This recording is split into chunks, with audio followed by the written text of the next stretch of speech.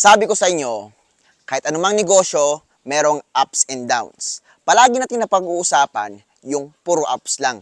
Ngayon naman, pag-uusapan natin yung mga downs at yung mga posibleng problema na may encounter nyo dito sa pagmamanok.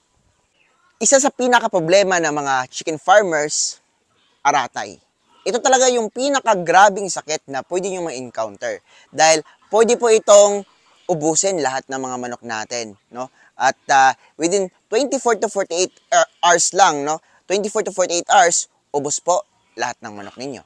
Alam ko, merong magsasabi sa inyo dito, lalong-lalo na yung mga nag-aalaga ng native chicken, na hindi naman kailangan talaga magbakuna, no? Kasi yung mga native chickens namin, hindi naman inaaratay, hindi naman inaatake. So, posibleng ganon, no? Kasi nga, wala pa pong aratay or sakit na Newcastle's disease sa lugar ninyo, no? So, kailangan na kailangan nyo pa rin magbakuna. Kasi ako nag-aalaga din po ako ng native chickens. At hindi pa rin ako na dapuan ng aratay, no? Kahit nag-aalaga ako ng ibang mga breeds or mga dayuhan na breeds, katulad ng Rhode Island, Black Australorp, mga hybrids, no?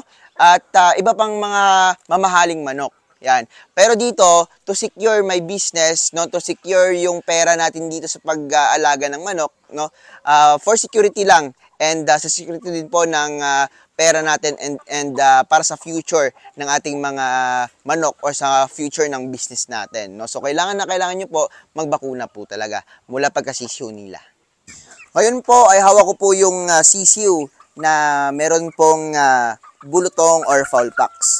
So, paano ba malalaman na meron ng fowl pox yung inyong mga alagang manok? Yan. So, itong fowl pox na to nila is hindi naman malala, no? Unlike dun sa iba, malala na. Pero hindi natin hintay na lalala pa bago tayo gagamot, no? Sa ganun po yan dito sa pag-aalaga, no? Dapat talaga kapag meron ka nakitang problema, aksyonan agad. So, yung ano dito is yung kanyang mukha may sugat-sugat. Yan, tapos yung mga hindi po or wala pong balahibo na part ng kanyang katawan ay may mga sugat, no, or bilog-bilog, no. So posible pong kagat ito ng kuto dahil last time, no, may nakita kong kuto dito. Yan. So hindi pa last time, kahapon may nakita kong kuto dito, no. Mga ano po yan, mga parang bunhok, no. Talagang makati po yan sa katawan ng manok pati sa tao.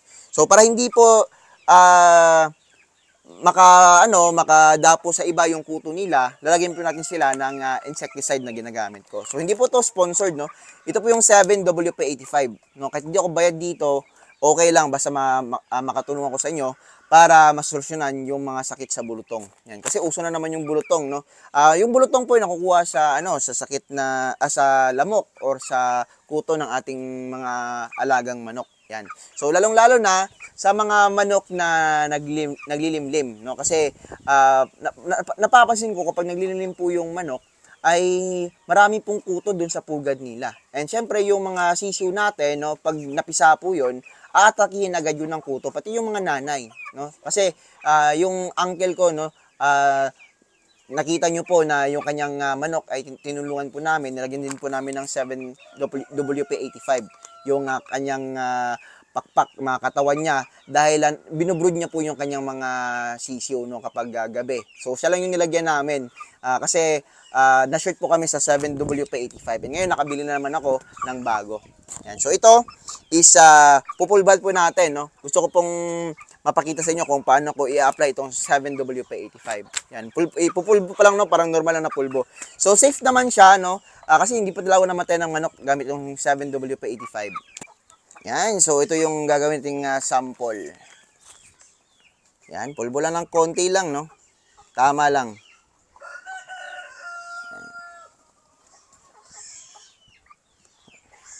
Ganyan lang, pulbo lang. Pahay sa kanilang muka, yung may mga part na may fowl pox. Yan. Sa kilikili nila kung saan nagtatago yung mga kuto.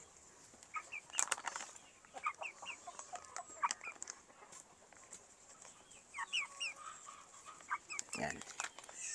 So, ilang oras lang, patay agad yung kuto dito, no? Ito yung kinagandaan dito sa 7WP85. So, hindi na kailangan lagyan to ng harina. Yan. Para umepekto talaga. Yan.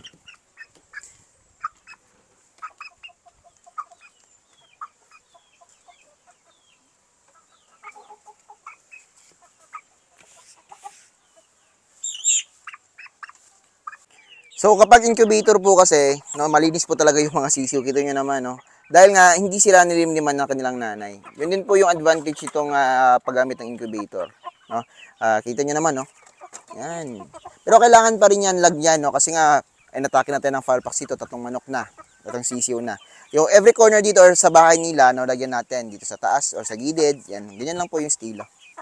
Minsan may mga problema din po tayo dito sa kanilang patuka, no? Kasi minsan namamahalan din po tayo, which is totoo naman, no? Dati ako talaga ang nahihirapan din ako sa pagpapatuka sa kanila.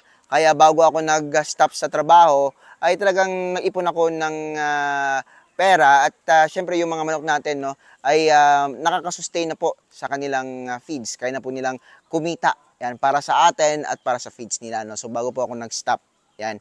And yung habang nagtatrabaho ako, no, is yung mga ini-income natin ay para sa feeds nila. So tiis lang ng tiis, no? And ngayon okay na po tayo. Yan, no? At halimbawa man lang hanggang ngayon is nagigipitan pa kayo, nahihirapan kayo sa patukan nila, ay pwede po naman na magbigay tayo ng mga alternative feeds like Azola, Madre de Agua, mga mais, no? Crack corn, hammered corn, mga sapal ng niyog, pero konti lang, no? Hindi po talaga yung sapal ng niyog, no, konti lang. Kasi nakatry ako dati, halos 80% yung nilagay ko sa patuka nila. And hindi masyadong nangitlog yung manok natin dahil yung sapal din po ng niyog is oily siya, no? And matataba yung manok natin kapag gano'n. And kapag nagkasapawala yung manok natin or excess fats, hindi po sila mangingitlog, no? Kasi nga matatabunan or talaga yung ovary nila matatabunan po ng taba. Yun po yung mangyayari sa manok natin. Pero sa mga crack corn naman, hammered corn, no, okay lang 50%, no. Kung hirap talaga, 30% yung yung crack corn or hammered corn, no. Tapos 70% pala, and 30% na yung mga commercial feeds. Pero mas maganda 50-50. Yan, no? Kung hirap pa rin kayo sa feeds, yan. So, pwede po naman sila napakainin ng mga damo, pamerienda, mga tira-tirang gulay sa palengke, no? Okay din po 'yun.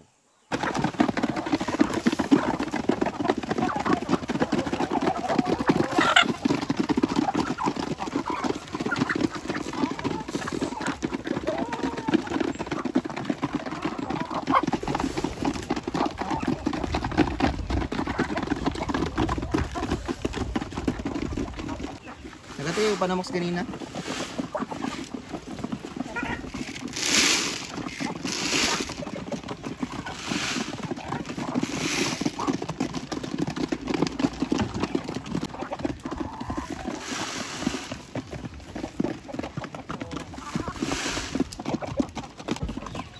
Bunga pang. Siguro sa tungkol dahil lang.